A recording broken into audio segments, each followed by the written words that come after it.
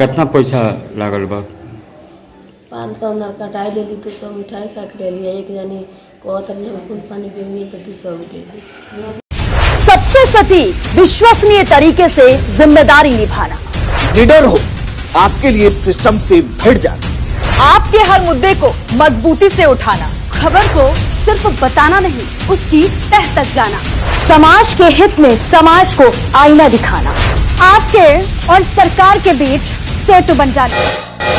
इस समय मौजूद है पश्चिमी चंपारण जिले के नरकटियागंज शहर में। यहाँ नरकटियागंज अनुमंडलीय अस्पताल में मौजूद हैं। आप देख रहे होंगे ये वार्ड प्रसव कक्ष है, यहाँ पे जीएनएम ड्यूटी कक्ष है। और अगर इस अनुमंडलीय अस्पताल की बात करें तो यहाँ पे जो डिलीवरी होती है, जो बच्चे की पैदाइश होती है, उसमें अवैध उगाही कई मामले कई बार सामने आ चुके हैं। यहाँ जबकि सरकार द्वारा जो भी प्रसव की सुविधाएं होती हैं वो पूरी तरह निःशुल्क होती हैं, दवाएं निःशुल्क होती हैं, लेकिन यहाँ पे अभी हमारी एक मरीज से बात हुई है। उन्होंने सीधे तौर पे कहा है कि जो एएनएम थी, जीएनएम थी या आशा थी, जो भी थी, रात में उन्होंने जो नस होता है वो काटने के लिए 500 रुपये, मिठाई खाने के लिए 500 रुपये, फिर किसी और आशा या एएनएम जो भी हो उसने 500 रुपये लिए हैं।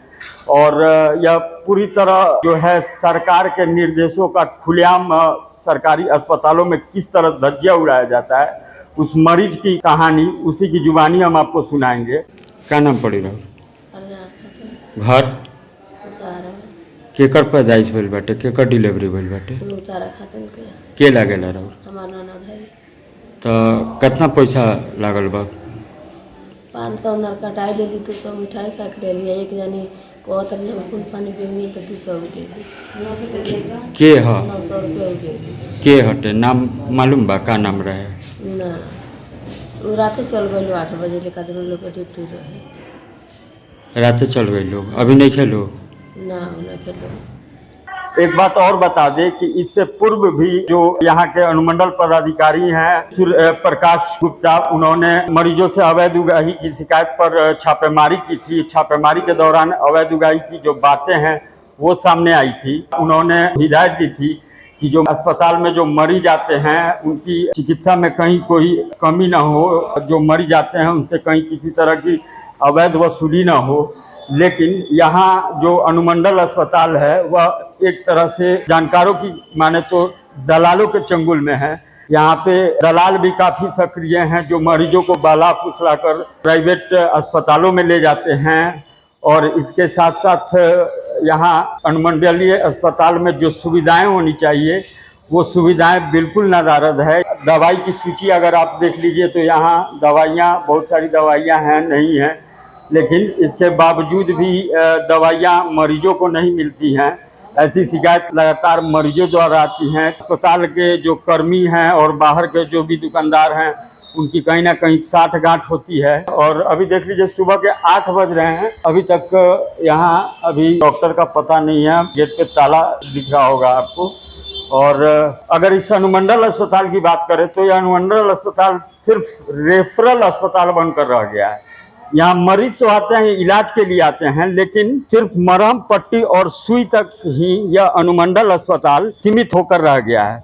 इस शहर का दुर्भाग्य यह है कि यहाँ दो सांसद हैं, एक राज्यसभा सांसद हैं, एक लोकसभा सांसद हैं, एक स्थानीय विधायक के साथ साथ इसी शहर में सिकटा विधायक का भी निवास है, रामनगर विधायक का भी निवास है।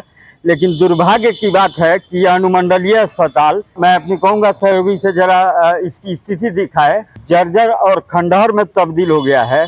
और इसके साथ साथ इस शहर का दुर्भाग्य है, यहाँ के क्षेत्र के लोगों का दुर्भाग्य है कि इतने जनप्रतिनिधि होने के बावजूद भी अनुमंडलीय अस्पताल में न किसी तरह की सुविधा है और सिर्फ मरहम पट्टी सुई तक ही अनुमंडलीय अस्पताल में इलाज की व्यवस्था सीमित होकर रह गई है। तो इस पर कहीं ना कहीं स्वास्थ्य विभाग की कार्यशैली पर भी सवालिया निशान उठना लाजमी है। सहयोगी पवन कुमार के साथ राजेश कुमार, रिपब्लिक बिहार 24 न्यूज बेतिया। इस खबर में फिलहाल इतना ही, लेकिन आपको एक खबर अच्छी लगी तो इस खबर को लाइक कीजिए और चैनल को फ्री में सब्सक्राइब करना बिल्कुल मत भूलिए।